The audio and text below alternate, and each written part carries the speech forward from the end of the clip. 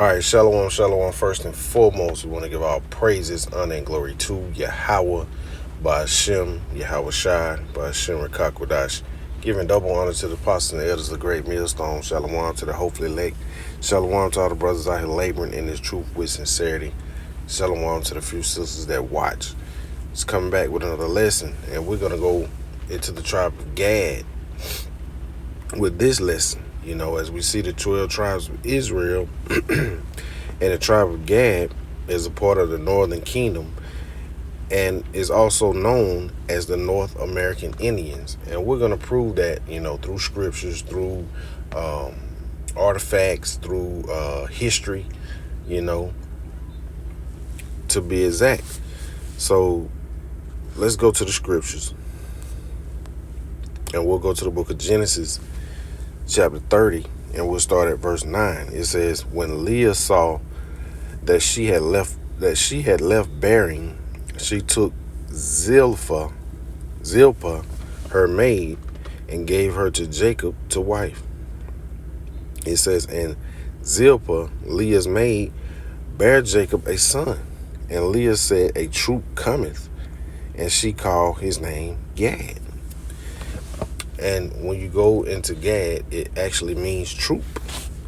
So let's go, stay in the book of Genesis, but we'll go to chapter 49.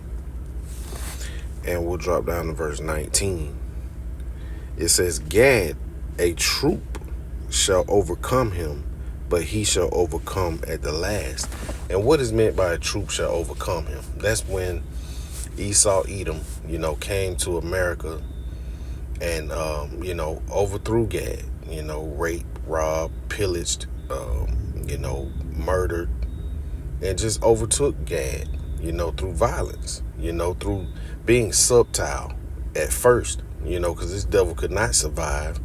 But he used the Gadites, you know, to learn survival, you know, how to plant crops, how to build shelter, you know, even how to bathe, man, you know. Gad did all that, and then this devil turned his back on him and you know, pretty much murdered him, man. So, you know, from there we're gonna go to the book of 2nd Esdras, just to further prove, you know, that the tribes came over here, you know, to the Americas. So let's go to the book of 2nd Esdras chapter 13, and we're gonna drop down to verse 40. And you know, we're just gonna start at verse 40, you know, just to get a, you know, a idea of how, you know, the tribe of Gad, you know, the tribe of Reuben, you know, which we're going into the tribe of Gad, how they got over here, man, to the Americas, which, you know, and the rest of the 10 tribes, you know. It says, those are the 10 tribes which were carried away prisoners out of their own land in the time of Osei, the king, whom Shalmaneser, the king of Assyria, led away captive.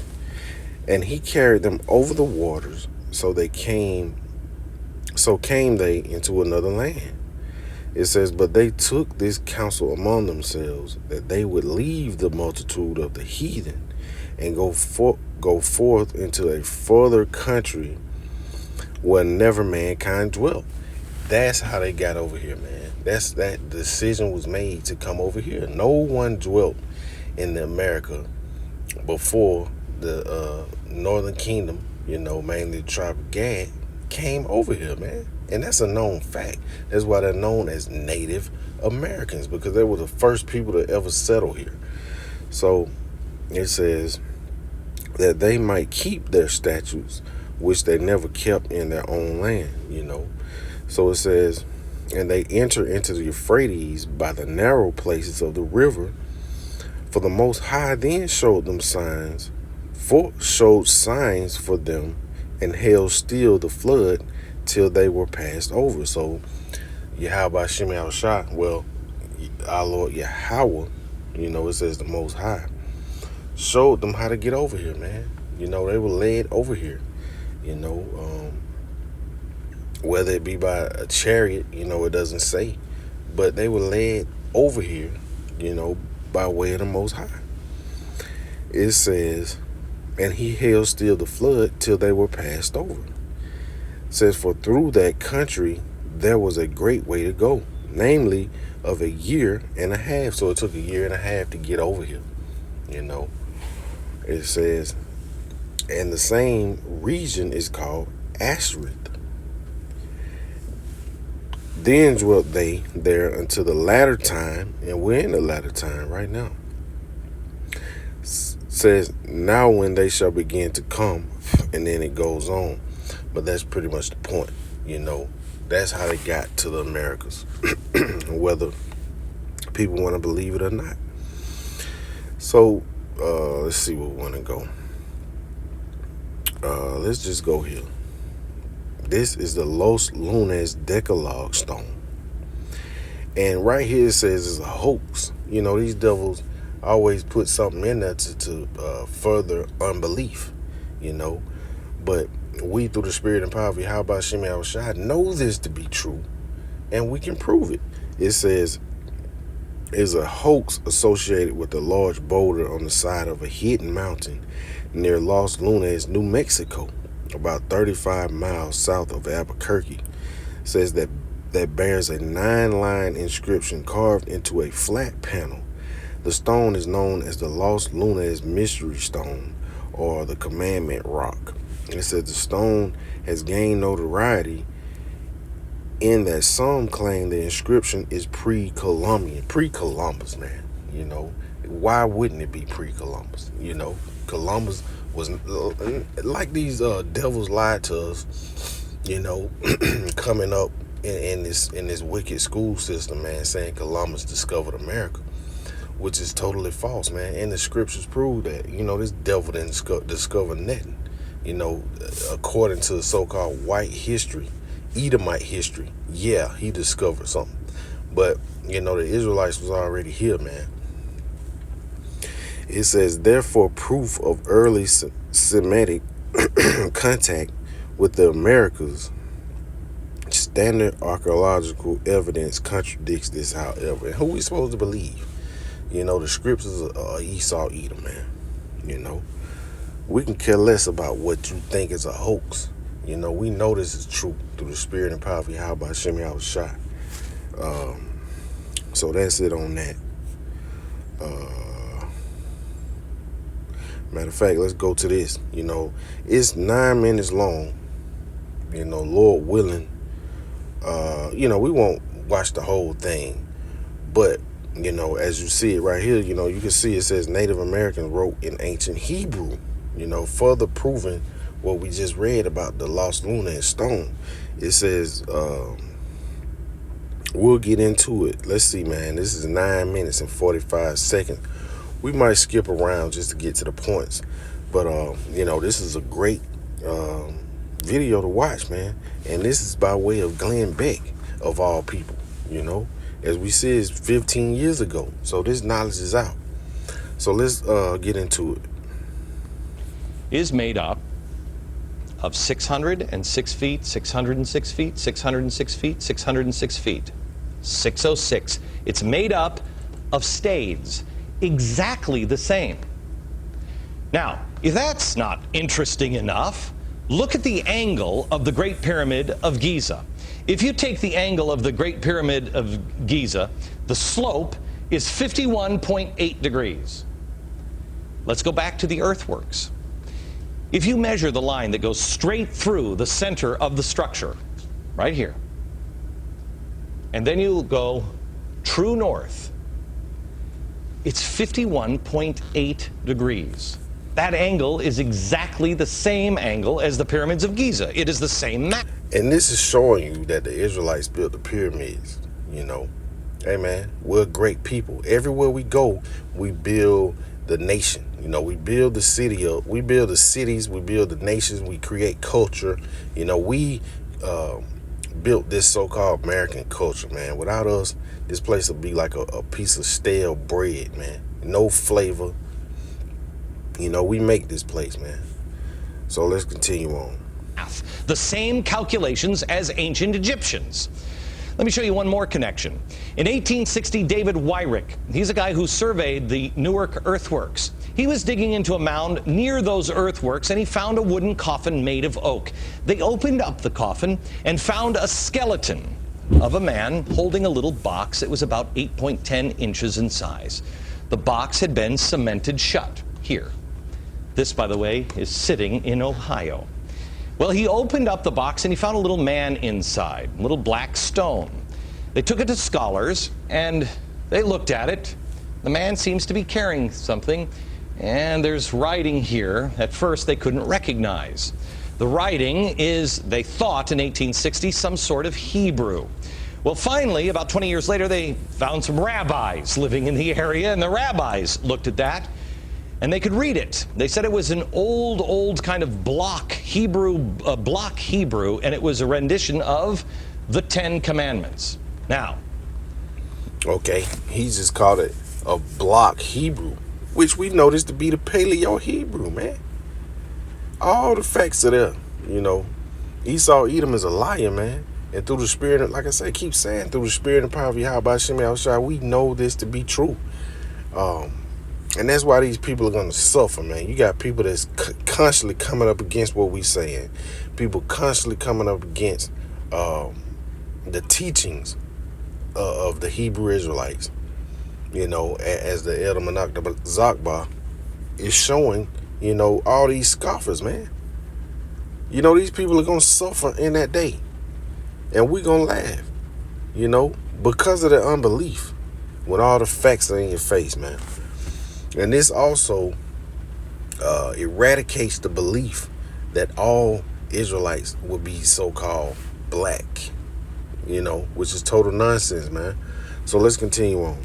this is another piece. Block Hebrew, they said they'd never seen anything like it.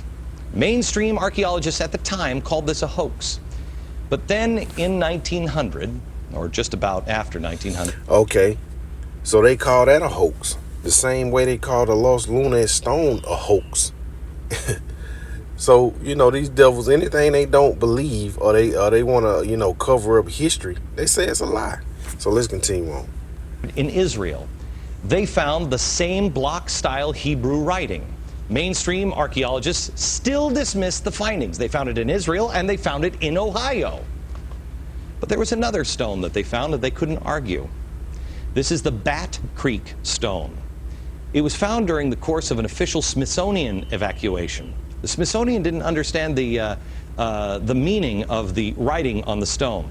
They thought it was Cherokee, since it came from Cherokee country. They didn't realize that it's actually Hebrew.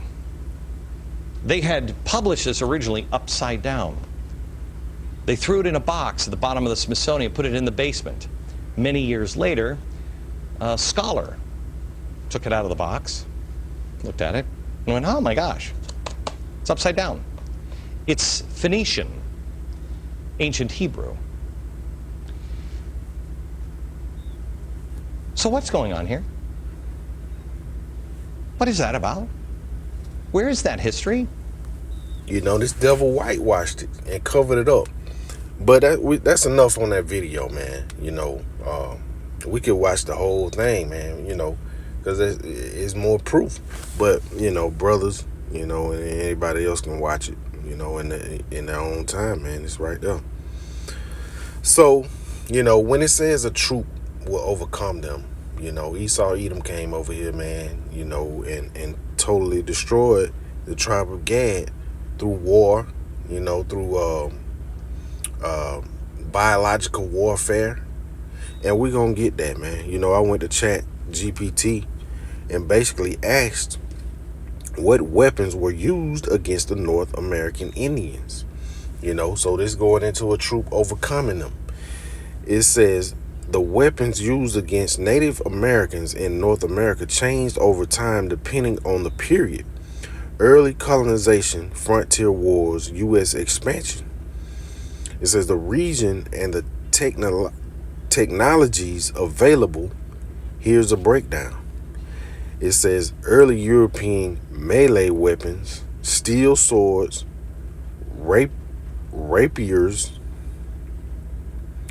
pikes, halberds, which I don't know, kind of know what none of that is. You know, I had to look that up. So like it says firearms, matchlock and flintlock muskets. It says artillery, small cannons, swivel guns mounted on ships or forts, and we see this between the 1500s and the 1600s. Dogs of war, so this devil used dogs. It says Spanish conquistadors sometimes used trained mastiffs against native fighters. Hey man, this devil is brutal, crucial, sick, and will be paid back. As it says, Gad will overcome in the latter days, man. When our Lord come back, the tribe of Gad gonna get busy too. It says colonial wars from the 1600s to the 1700s. So this devil is advancing in his technologies, his weaponry. You know, he was blessed with the sword, you know, according to the scriptures, man. You know, the book of Genesis, Esau was blessed with the sword. So it says muskets, flintlock muskets became the main weapon of European colonists. You know, these devils, Edomites. Pistols, carbines used by cavalry and officers. Bayonets added to muskets, turning them into spears for close combat. Says cannons used in sieges, large battles against native fortifications. So, you know, they were just blowing the tribe of Gad. You know, they may have built a wall or something, and they just used a cannon to blow through it, you know. It says naval guns, so this devil technology is constantly advancing. So Gad couldn't keep up. It says coastal tribes sometimes face bombardments from ships. So this devil had ships, using ships. Now it says U.S. expansion in Indian Wars, so like your 1700s, 1800s. This devil had rifles, revolvers. Says we see his artillery is getting better and better. Repeating rifles, so like it. Winchester and Spencer rifles, and these rifles are still around to this day. Winchester, that's a popular brand, you know. So these devils been making money and selling these weapons since then, man. It says mid to late 1800s, you know. It says gave settlers and cavalry rapid firepower. Sabers, artillery, field cannon, mountain, howitzers, I don't know what that is. Later, Gatling guns. Okay, it says hand crank machine gun. I guess it's some kind of machine gun or something. You know, I know what a Gatling gun is, but let's see. Biological warfare. You know, this devil is sick, man. It says controversial but documented in some cases, distribution of smallpox infected blankets or exposure to disease through forced proximity. So this devil, by any means necessary, is out for blood. Scorched earth tactics, burning villages, crops, food stores, just all-out warfare. Forced relocation, you see the Trail of Tears, often involved little direct combat but caused mass death through starvation, exposure, and disease. This devil is going to pay, man.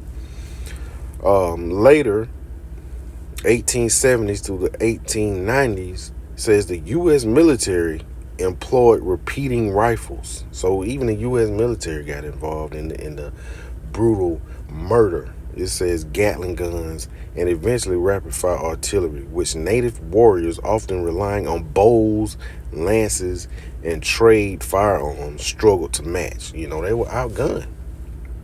It says summary. Europeans and later Americans used steel melee weapons, increased advanced firearms, artillery, and even early machine guns. They also rely heavily on disease starvation, and scorched earth strategies to subdue native nations. And we see them doing that now, using a direct weapon, direct like the lasers that they got, man, direct energy weapons, using that, disease, Center for Disease Creation, starvation, they're working towards that now, man. You see the price of beef, ground beef, went up dramatically, man. They're trying to starve out the population. So this is a clear indication of who this devil is, and he hadn't changed. It says, it keeps going, man. But this is hey, Lord willing, the proof, has been brought forth, man. Like I say, through the spirit and power of Yahweh Hashem Yahushua, we know this to be true. So, this is just a quick, overview of the tribe of Gad, through little history and mainly through the scriptures, man. But, Lord willing, this was edifying, and we want to constantly give all praises, honor, and glory to Yahweh, Ba'ashem, Yahushua, Ba'ashem, Rakakwadash. Shalom.